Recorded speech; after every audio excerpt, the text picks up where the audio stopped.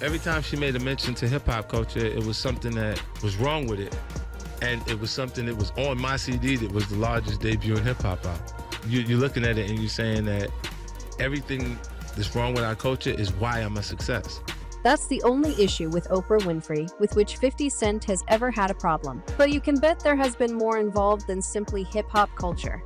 What has 50 Cent stated about Oprah ruining black careers and destroying them? Who else has she attempted to undermine? Growing up, one of 50 Cent's dreams was to come on Oprah's program because, in his eyes, it would be a big deal for a former drug dealer from Jamaica, Queens. Additionally, it would have demonstrated to his grandmother, an ardent Oprah supporter, that he had made a positive contribution to the world. When Oprah was presented with the concept, she said, "Hell to the no, no, no, no."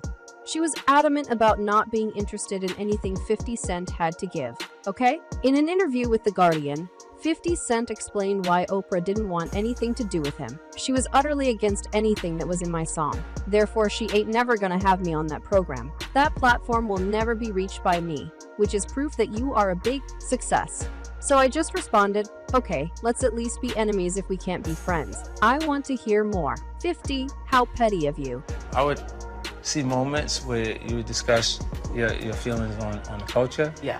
And On the rap culture, on rap music. and everything that was wrong with the culture was what was on my CD. Following that, 50 Cent essentially declared war on Oprah and even gave one of his dogs her name. Actually, that's rather flattering. Everyone loves their dogs, right? In addition, he compared Oprah to an Oreo, claiming that she was white on the inside but black on the outside. In any case, 50 ultimately appeared on Oprah's program when he really discussed their conflict, something I'm sure she was unaware of. "I saw that you occasionally spoke about how you felt about culture." Even though it appeared as though they had resolved their differences, 50 Cent continued to criticize Oprah in the days and weeks that followed, claiming that she was especially targeting black males. For instance, 50 Cent criticized Oprah Winfrey in a December 2019 Instagram post for pursuing Michael Jackson, who was the subject of the HBO documentary Leaving Neverland, E.R. Kelly, who was facing trial for the allegations that surfaced after the publication of Surviving R.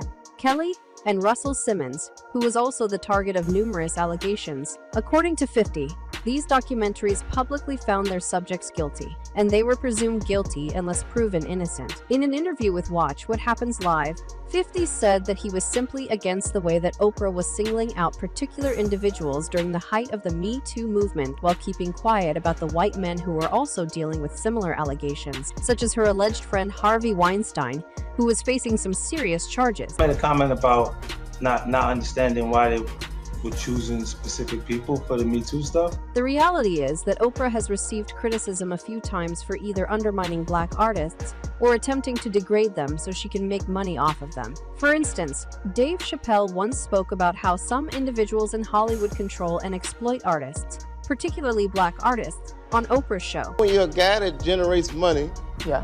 people have a vested interest in control. Some claimed Oprah made a concerted effort to portray him as insane, since she is one of those controlling, manipulating freaks herself. Would you say you lost your mind, sort of?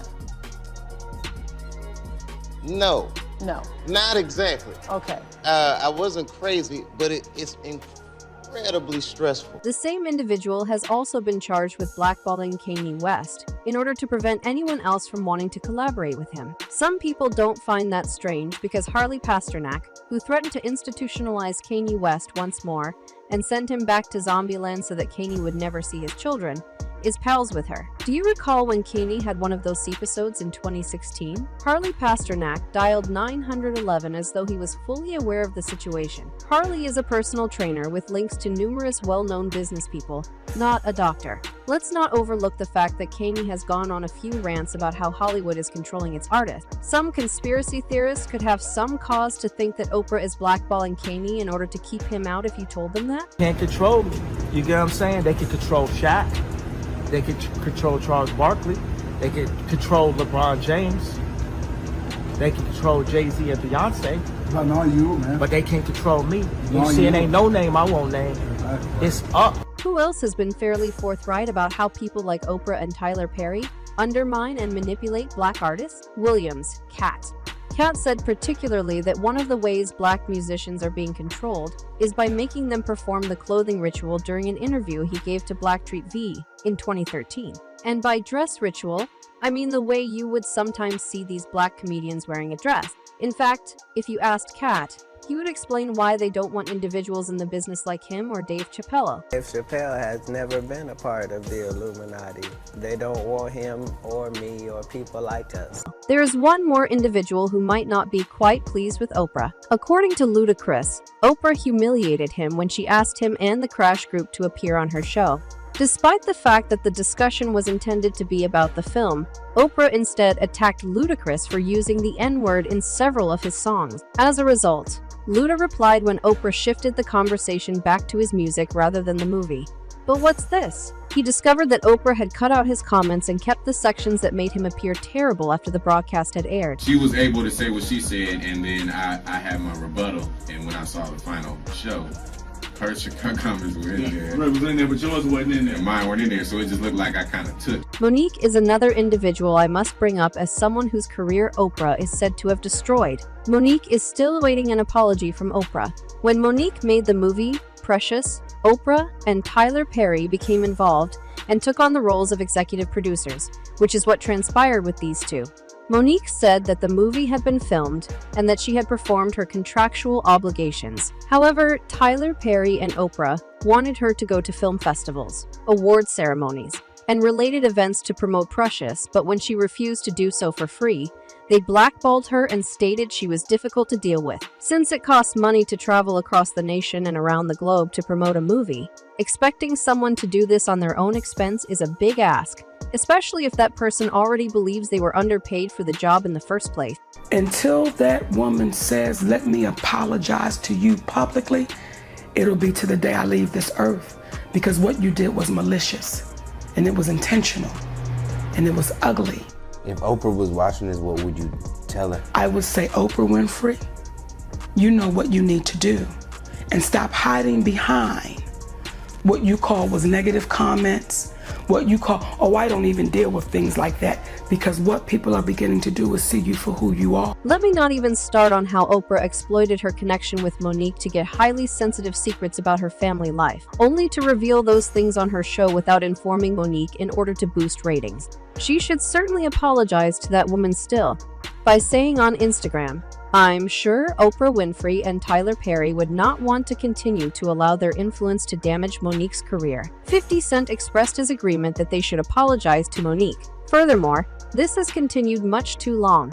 I should probably say sorry at this point since I'm going to put her back on. This had to be a case of the pot calling the kettle black, as the man in question, 50, has built a profession out of demeaning and denigrating black women, including black women he's dated. Don't do what we ask you to do.